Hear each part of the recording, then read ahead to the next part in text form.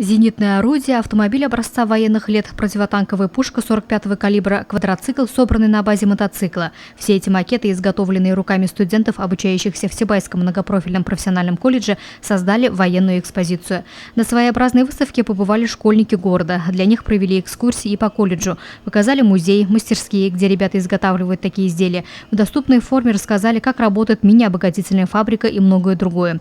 6-, 7- и 8-классники с присущей этому возрасту любознательностью осматривали все вокруг. У нас уже 9-классники, все школы были с районов, но сегодня при помощи ГРАНО, при содействии администрации, у нас сегодня 8 школ.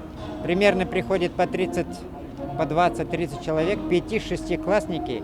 Они также осматривают нашу площадку, технику, декоративно-прикладное искусство, все, что изготовлено руками наших студентов. Затем они проходят наш колледж, смотрят кабинеты, лаборатории, станки, оборудование, машины. Для школьников, гостей и просто прохожих была организована акция «Георгиевская ленточка», чтобы напомнить всем о подвиге нашего народа и высказать свою солидарность. В целом мероприятие прошло в дружелюбной атмосфере.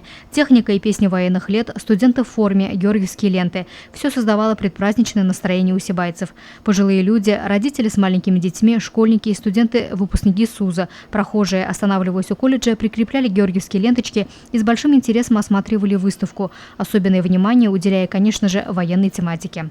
Луиза Мустафина, Игуль Хамитова, Радмир Сингулов, Любовь Карпова, телекомпания СТВ.